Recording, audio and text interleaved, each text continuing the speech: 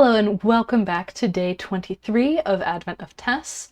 Today we'll be working on sunflowers, and this is a really dense tessellation with closed hexagon, closed triangles on the back, and then open rhombi on the front, where the tip of the rhombus actually comes all the way over to the corner of the triangle.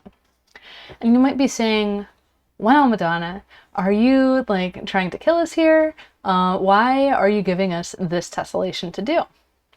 And that's actually because I did a whole bunch of prototypes, including this one last year, and I offered them to people in my family to pick one to keep. And they consistently kept choosing this one and tomorrow's tessellation, Vortex. So that's why we're doing this. And it's one of the tessellations where it's a lot easier to do on 16-fold than more repeats. And there's ways to make it easier to do more repeats, but it involves making more choices. So I'll probably do a video about that at some point, but it might stay inside Tessellations by Tiles, one of my courses, for a while. So let's dive in to today's tessellation. I've got a closed hexagon starting us off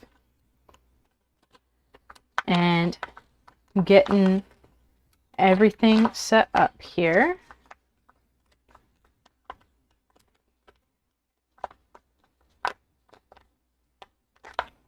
And you can see the denser I'm coming in, like the more closely I have my mountain and valley both well defined, and the easier it is to pop one of the other pleats open. And once I have this little hexagon tower, I'm gonna poke it, grab it, twist it, and make sure I don't have any wrinkles. Then iron it all out with my bone folder.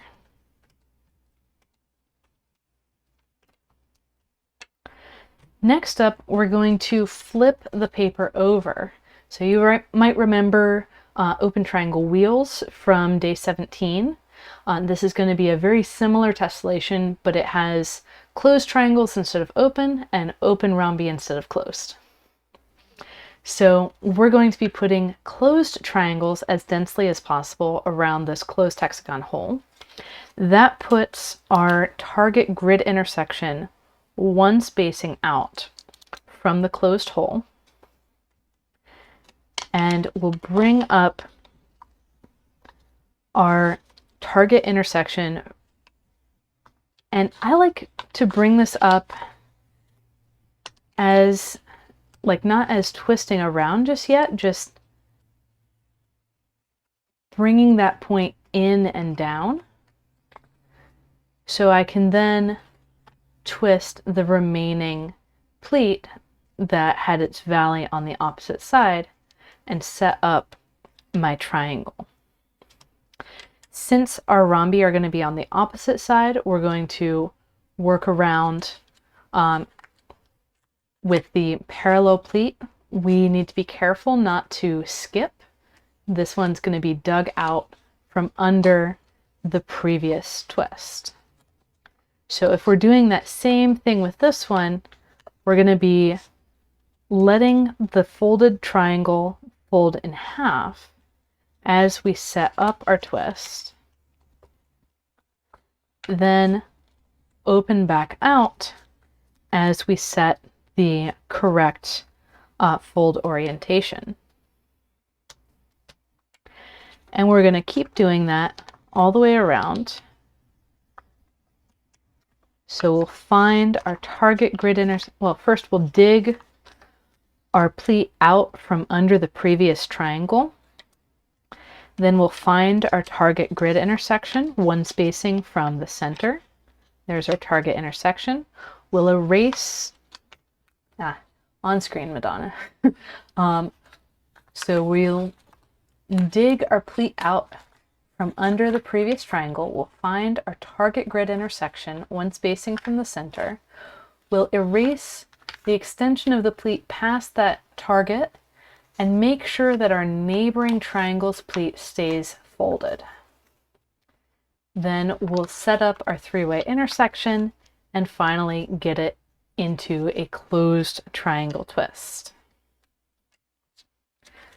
And we'll just keep going around and around until we get to our final twist, where, as you might suspect, I want to do a pleat reordering on this pleat.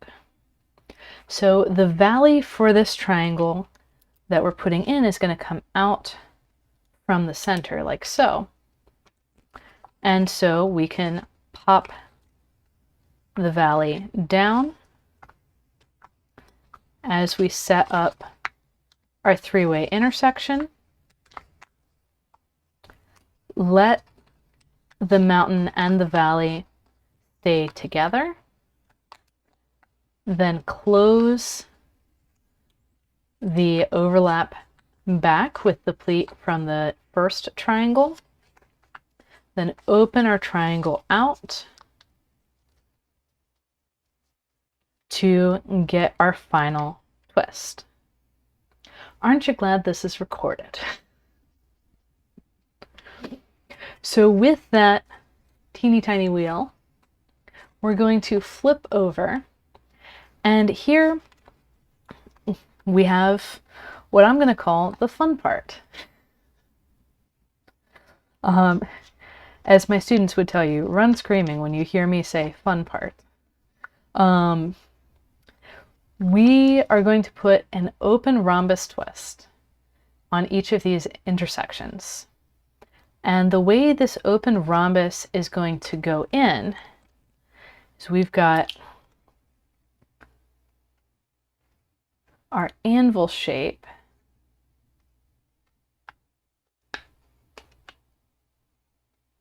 like so.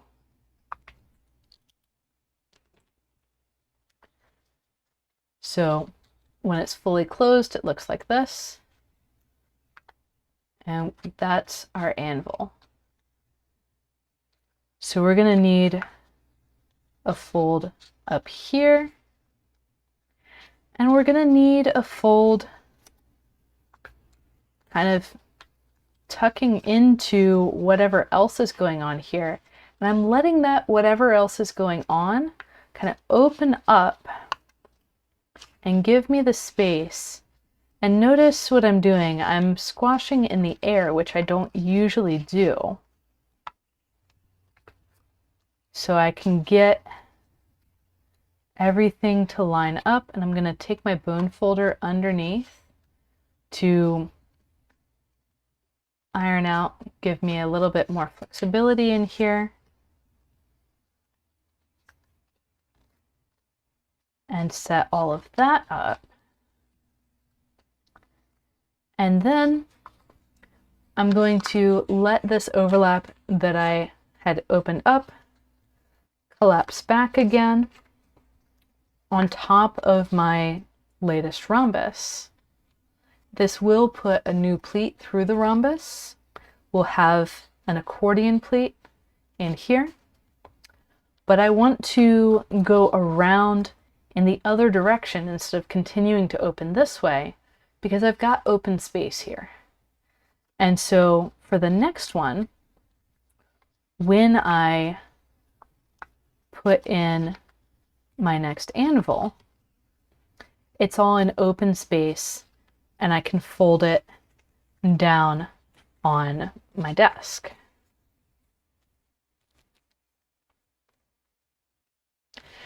So let me go through that next one more slowly. I'm looking for my anvil shape. And I can see as I open my pleat overlap, I've got this pointy star, or a point of a pointy star. And I've also got a flat line of the anvil. That means the rest of it is going to be in these positions. So I can shift my pleat over, set up my fourth pleat, and then lay everything down and squash away. And I'm not worried about the corner that's tucked under, because I can just kind of squash it from the top here, and I can reach in with my bone folder and squash it nicely. So I'm going to go around and continue in the same way. So this fold coming straight out is our fold with the two spacings that we're then going to have our mountain that's offset by 1, and then our other mountain that's offset by 2. That's the important thing with the open rhombi. You have one direction that's offset by 1, another direction offset by 2. And if I see that this is squashing a bit wonky at the corner, like that's not coming exactly to a grid intersection, I can reach under before it's fully squashed and even it out with the tip of my bone folder.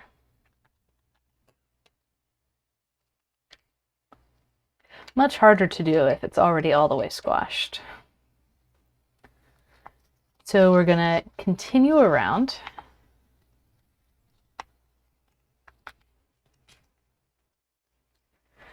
And do the same thing again.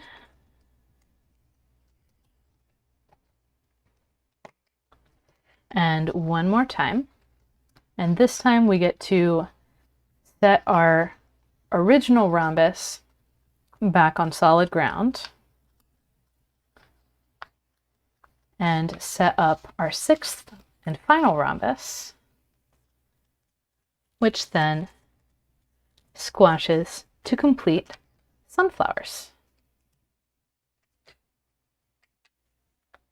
And there we go. So I'm pretty sure that somewhere in my Instagram highlights there are photos that show me folding this pattern, tomorrow's pattern, another pattern based on this, but with a different set of choices. I put a cluster of 4 triangles outside of these parallel pleats. And I'm pretty sure all of those photos are somewhere in the process highlights on my Instagram page. So if you want to check out those, head over to my Instagram, and I'm looking forward to seeing what y'all fold. I know this is a difficult one, so definitely ask in the Discord server if you need some help. So happy folding, everyone, and I will see y'all tomorrow for the penultimate day of Advent of Tess. Happy folding. See you then.